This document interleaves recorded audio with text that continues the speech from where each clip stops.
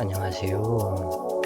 오늘 공부하실 내용은 비부명리의 신살론 비결 그 내용 중에 합충에 관련해서 형충파에까지 공부를 하게 되는데 지금 현재의 공부하는 과정은 합과정이다. 삼합과정을 공부하는 과정으로 지금은 금국을 공부하는 과정 속에 내사주 원국에 사화가 있고 축토대운을 만난 상태다 그래요. 그런데 목국, 화국, 금국, 수국 중에 제일 끈끈한 삼합의 과정은 금기다 그래요. 그래서 축토우는 실질적으로 유월이 아니기 때문에 지인삼합을 이루기는 어렵다 그래요. 그러나 이 축토가 신축으로 들어왔고 또 다른 신사로 원국이 있었다든가 이러한 상황이 된다면 신금의 유인력 또한 신금의 록군처를 만들기 위해서 유금을 부르게 된다 그래요. 그래서 사주 명식에서 금기를 거역하는 글자가 어떻게 되는가 이 부분을 확실한 이 부분 판단이 먼저 있어야 된다 그래요. 그래야만이 금기를 이루었는지 그렇지 않았는지 이것을 알게 된다.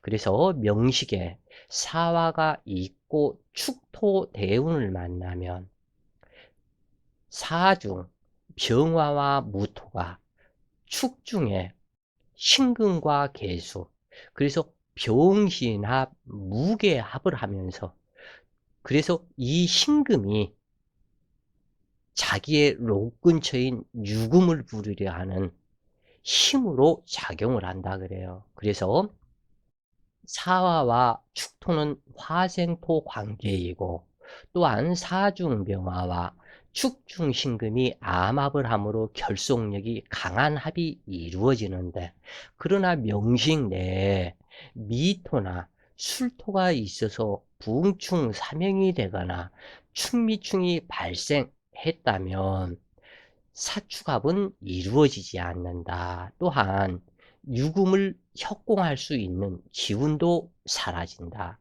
또한 자수가 있어서 자축합을 한다면 자축합은 육합, 부부합이요. 사축합은 부부합이 아닌 상태이기 때문에 사유축 유금을 불러오거나 이러한 일은 나타나지 않는다 그래요. 그러나 사축합의 조건을 성립시키고 명식에 경금이나 신금이 있거나 또는 신축대운이라면 유금을 불러오는 기운으로 작용하여 금국을 이루고자 하는 심리가 강화된다. 즉 유금을 불러오는 이러한 것도 6월절, 6월달 이 부분이 더욱더 강화가 되는데 이 부분에서는 유금을 얼마든지 불러온다고 그래요. 이 사축합은. 그래서 사축합은 사중병화와 축중신금이 암합을 이루고 사중무토와 축중계수가 암합을 함으로 합력기운이 타지지의 반합보다도 더욱더 강한 작용을 한다. 그 얘기를 여러 번 드렸는데 암합은 지저분한 합이라고 그랬죠.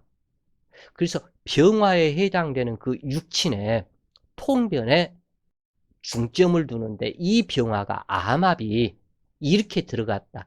병화라는 육친 통변에서 자 다시 제일 문제가 되는 것은 병화의 육친 통변이 남자가 되었건 여자가 되었건 즉 다시 내 처가 되었건 내 남편이 되었건 이 사중에 무토와 경금이 들어가 있는 과정 속에 병화 여자라면 또는 병화가 남자라면 이 무토는 성기이다 그래요. 이 성기가 축토를 만나서 축중 개수와 암압을 남모르게 비밀리에 축 쉬면은 시간상 1시 반부터 3시 반까지죠. 이 밤중에 남모르게 이 축토라는 이 여관방에서 남모르게 외정하는 합정하는 관계가 무게합이다. 이 부분에서 이 병화의 생식기가 이 부분을 반드시 살펴라. 이것은 이 병화가 여자라 해도 이 무토는 생식기요. 이 병화가 남자라 해도 이 무토는 생식기다. 그런데 무게합을 하고 있다. 그리고 여기에서는 자기 자신이 이 축중의 신금과 다시 또 암합을 하면서 하고 있다. 암합, 비밀스러운 합을 하고 있다. 그러면 이 상황 속에서는 반드시 해당 육친의 신상 이변수가 나타난다 그래요. 상당히 그리고 강렬하다 이 부분이. 그래서 이러한 운기의 작용이 이별, 사별, 울고 불고 내지는 이러한 인생의 희로애락을 만들게 된다. 이러한 얘기죠, 이게. 그래서 축토는 한행토로서 금기에 묘고인이 금기의 인묘고로 작용할 수 있으며 화기를 회강시켜 망신살로 나타날 수도 있다. 그러나 화기가 왕성하여 토기와 금기 천간이 통군초로 희신이라면 뜻을 펼치기에 충분하다. 또한 축토는 화기의 재물창고이므로 득지하고 승진하며 결혼성사로 이어지기도 쉽다. 즉 처녀가 총각이 암합을 하고 그 대상 결혼 상대자와 한다면 아무런 문제가 없지만 이미 유부남 유부녀로 이러한 사람이 이렇게 암합 과정을 벌린다면 참 추하다 그래요, 이 부분이. 그런데 그렇게 나타난다. 왜냐면은 이것이 하나를 이해를 하시기 좋게 이야기를 한다면 이 우주 자연의 본질은 생성이다 그래요. 그러니까 우주 자연의 본질을 딱 두 글자로 얘기를 한다면 생멸이다. 살아있는 태어난 모든 만물은 멸을 향해서 가고 있다. 태어난 모든 것 허다못해 나무 한 그루까지도 죽음의 멸지로 가고 있다. 사람도 태어나는 순간 죽음이라는 죽음의 길로 가고 있다 그래요. 그래서 이것이 모든 우주 만물의 본질이다. 이 본질은 생멸에 있다 그래요. 그런데 이 멸로 가는 그 과정, 이 과정에 생성이 있다 그래요. 생성은 모든 만물은 자기의 분신을 낳아야 한다라는 조건이 형성된다. 그 자기 분신을 낳는 그것도 나는 하나지만 둘을 낳아서 둘을 낳도록 되어 있다. 이미 그렇게 하라고 조건 지어져 있다. 될 수 있으면 많이 낳아라. 인간은 이제 이러한 부분에서 벗어났지만 아직도 동물들은 뭐 개나 고양이나 뭐 돼지나 어떠한 동물들이든지 많은 숫자의 새끼들을 낳았는데 이미 태어날 때부터 많은 새끼들을 낳도록 조건 지어져 있다고 그래요. 그래서 인간 역시 생성, 새로운 자식을 낳고 무언가를 해야 한다.